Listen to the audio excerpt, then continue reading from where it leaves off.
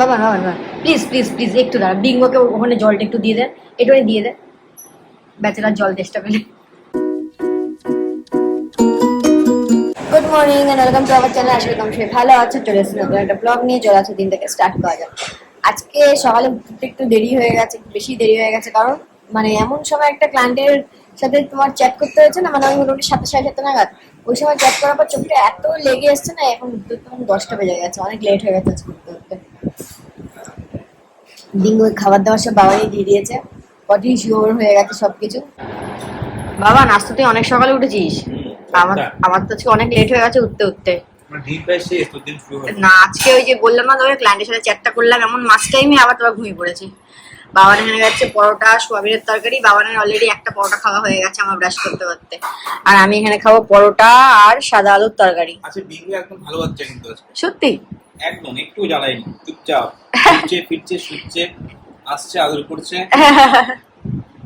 আমরা এই just lunch করতে বসলাম। তো বিঙ্গো কোথায়, বাবা বিঙ্গো কোথায় রে, রান্নাঘরে গেছে নাকি? হ্যাঁ আছে এদিকে ওদিকে। তো আমরা তো আজকে লাঞ্চে আছে কাঁকরোল ভাজা, কিন্তু কাঁকরোল ভাজাটাকে দিদি আজকে কেমন একটা মনে হয় বেসন ফেসন দিয়েছে নাকি, এটা বুঝতে পারছি না। হ্যাঁ কাঁকরোল ভাজা, ডাল, ওই তো বিঙ্গো ওখানে। গন্ধলেবু কোথায়? আমার গন্ধলেবু কোথায়? তুই নিয়ে নিয়েছিস? ও একটাই। আর এখানে আছে হচ্ছে কাতলা মাছের ঝোল, বাট আমি ঝোল খাবো না বলে আমার জন্য মাছ ভাজা। এই যে বিঙ্গো, ওই দেখো বিঙ্গোকে দেখো, ও খাবার খুঁজছে। তোর দেরি আছে, চলে আয় বাবা।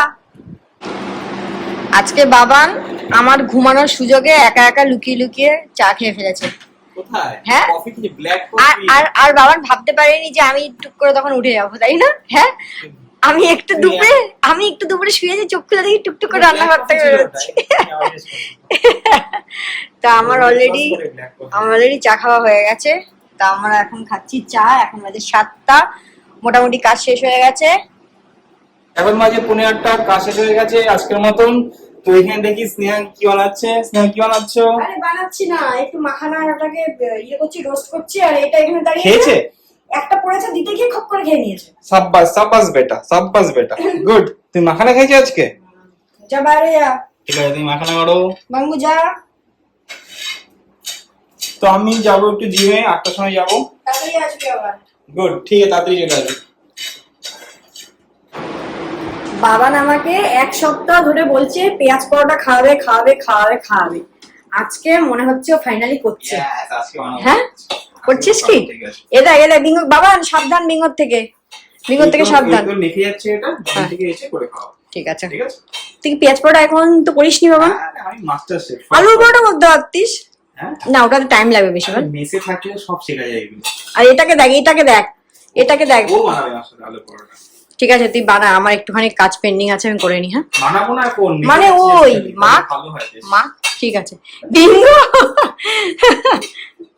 আমি জিমে জন্য রেডি, আসছি। হ্যাঁ না আগে আমাকে একটা কথা বল, তুই জিম করতে যাচ্ছিস না খেলতে যাচ্ছিস ক্রিকেট?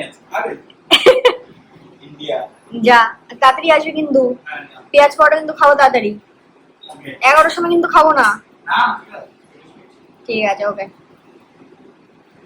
বাবান প্লিজ একটু দাঁড়া, বিঙ্গোকে ওখানে জলটা একটু দিয়ে দে, একটুখানি দিয়ে দে, বেচারার জল তেষ্টা পেলে। ঢেলে দিয়ে যা বাবা, জল দিয়ে দিচ্ছে, যা